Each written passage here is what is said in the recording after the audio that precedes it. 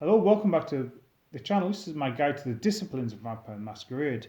During these videos, I'll be talking about a discipline, in this case, Celerity, what it is, the clans that have it, the powers that was, and the powers that are in the new V5 version.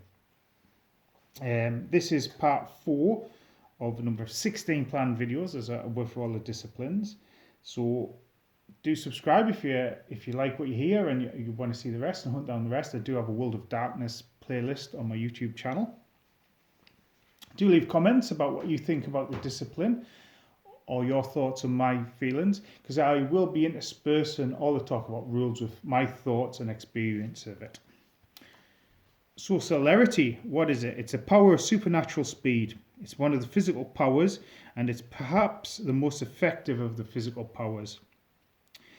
And I think it's the most effective because it allows both an escape option as well as a real force multiplier, especially if you have the other combat disciplines. And by that, if you can do 5 points of damage with one hit, imagine what you can do with 2, 3, 4 or more hits, or building around one set of actions. The clans that have it are the Brujah, Banu Hakim, and the Toreador. Banu Hakim, also known previously as the Assamites. I have played long-term Banu Hakim characters, Toreador, and Brujah. And I've always leaned heavily into Celerity. It's a power I like. For a long time, it was my favourite combat discipline, but I have grown to really appreciate Fortitude. Now, for my Assamite, Celerity was a key tool for me. I'm using my Obfuscate to kind of stop my target, get where I want, and then Celerity allowed me to alpha strike and strike fast and strike hard. Now, for the Brujah, it becomes especially deadly when you combine that with Potence. Potence doing automatic successes on your hits. If you're able to do 2 or 3 extra strikes a turn, that soon adds up. Now the Toreador start to be able to get more creative with Celerity. An artist maybe is being able to complete their art quicker and interact with it in different ways. I'm not saying the other clans can't either. My Assamite was his cover was as a fashion designer, so the ability to stitch an outfit together did help at one point, but generally you'd expect the Toreador to be more creative with it. Now, special mention must be made of the City Gangrel, which are a Sabbat bloodline. The Sabbat Gangrel have the Country Gangrel, which have the traditional Gangrel disciplines, and the City Gangrel, which have Celerity, Obfuscate, and Protean, turning them into the ultimate urban predator. And I think that gives them a discipline spread much like the Assamite Banu Hakim. Now, before we go into the role-playing game, quick talk about the Vitesse card game. And Vitesse card game, what you were getting, as you'd expect, Celerity were extra actions and the ability to set the range of the fight, and there was a maneuver system, and Celerity basically allowed you to get where you want to do. Nothing too funky, nothing too unexpected. So let's get to the tabletop. So as ever, I'll start off talking about the pre V5 tabletop.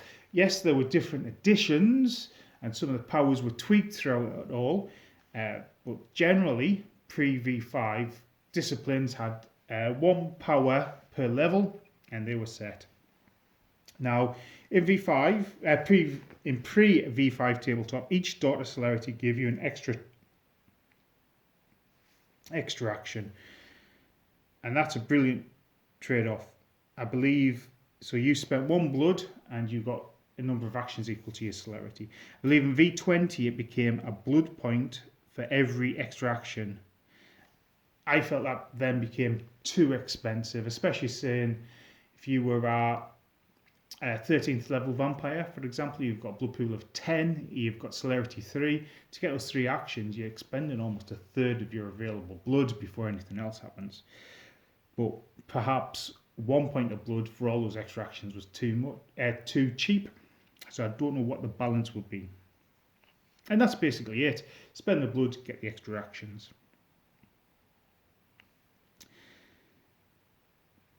Now in live role playing, obviously the system wasn't as set as it would have been in tabletop.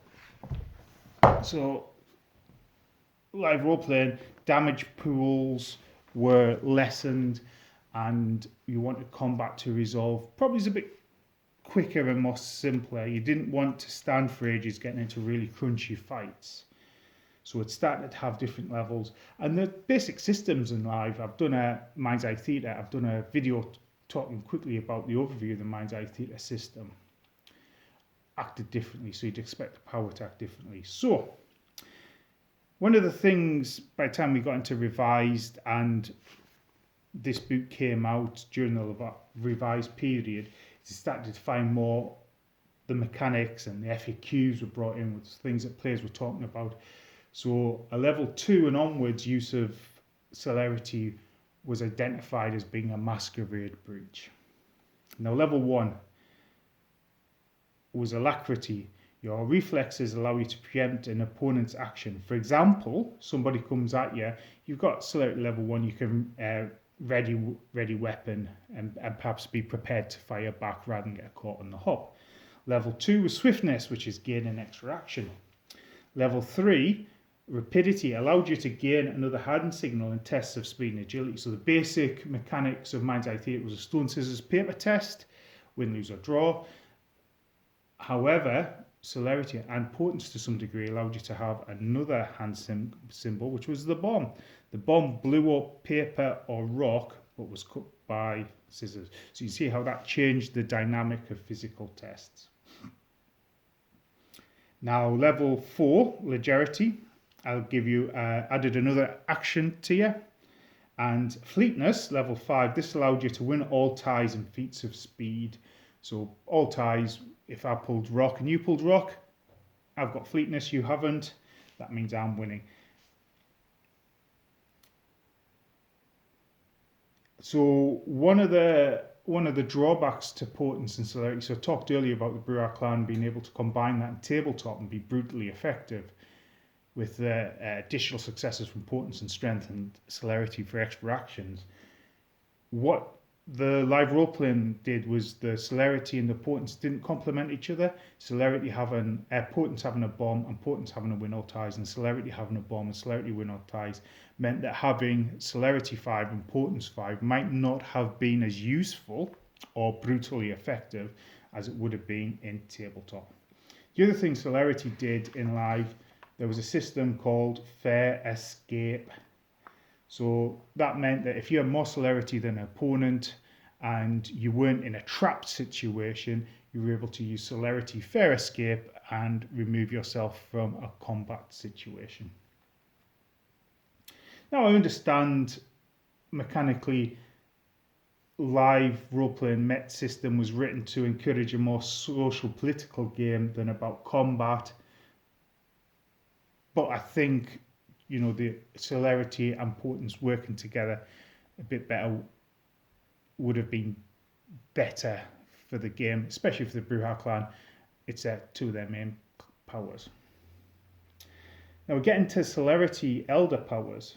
So elder powers we had such as projectile, which added celerity to missile weapons. For example, if you're bonuses, so if you're firing like an arrow or throwing a rock.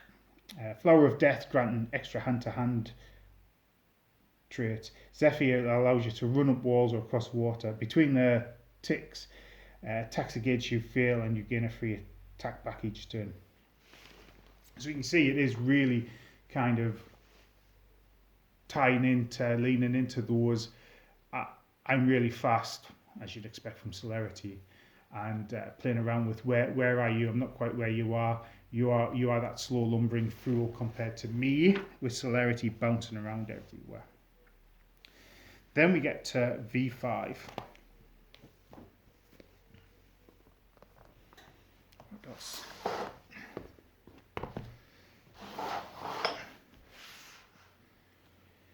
So V5, one of the things V5 does is for all the disciplines, you have choices at various points in the levels. Now, previously, I said before, the first 5 powers were always fixed for disciplines and you start to have choices at elder level. I always thought that was a shame and wish that we could have choice at lower levels. So this is one of the things I like about disciplines. I talk about the things I like and dislike more in my video on disciplines, which is upcoming. So what do we get for V5? So it's still a physical discipline. And what I like about the V5 powers is to kind of draw a bit more on the kind of feel of the live action, the mind's eye theatre powers, in that they're doing specific things rather than just adding extra actions. So level 1, your choices are Cat's Grace, so you pass any dexterity challenges based on balance. Or Rapid Reflexes, so no penalty to defense pools based on cover and grants a minor action. So that's kind of like that Alacrity, that ready weapon.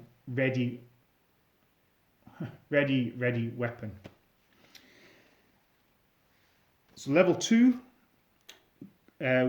it only has 1 power, which is Fleetness. Add Celerity to non-combat dexterity tests. You can also use it occasionally in situations when you're defending as well. So level 3, Blink. Pick 2 points under 50 meters apart and move between them quicker than the eye can see. And Traverse, run up walls or across liquids. So you can see there where they've taken an elder power and put it in lower levels there. Level 4, share your Celerity with a draft of elegance. So you would create a portion of your vitae, and any vampire that drunk it would gain levels in Celerity. Unerring Aim, which is an amalgam power with Auspex level 2, which sets range attacks to difficulty 1 and allows no defense against it. Again, looking at the clan power spread, Auspex and Celerity kind of leans into the Toreador there. Level 5, Lightning Strike, is the same as the Unerring Aim, but with close combat. And Split Second, you could supersede the narration as you're moving and thinking so fast. So what we then see is some interesting powers and interesting ways to develop and look at Celerity. And if Celerity being a physical discipline, and I've talked about being one of my favourite combat powers, if I wanted to build a combat character, I'd probably look at Rapid Reflex, Fleetness, Blink, the Draft, and Lightning Strike. I just always look at level 4, the ability to share your powers, because there's a Fortitude power and a Potence power, and I just think level 4 is it's not a good enough power to be level 4 for it to be utilised a lot, especially since players will be resistant to using it because it's going to create blood bonds. Now, Unerring Aim and amalgam powers, I just wish that the disciplines would just be a bit more internally consistent with how they use amalgam powers and how they just use powers and power levels in general. Again, I'm going to talk about this in disciplines, but actually Unerring Aim is a brilliant combat ability, and I often think about a Toreador whose kind of art form is being an assassin. Now, I've used Celerity in V5, and my new Banu Hakim Asamite in Rome V5 game is a Sandman. And between Cat's Grace and occasionally Insect Walk, backed up with Zone of Silence, he's able to scurry around the rooftops of Rome hunting sleeping victims, which I thought was really thematic. He's a Parthian, and I hopefully will pick up another dot of Auspex. I've already got one from Sandman to build up to Unerring Aim to be a really effective archer. So there we have Celerity. In my opinion, now at lower levels, a fanged, it's a defanged discipline. You know, it's level 1.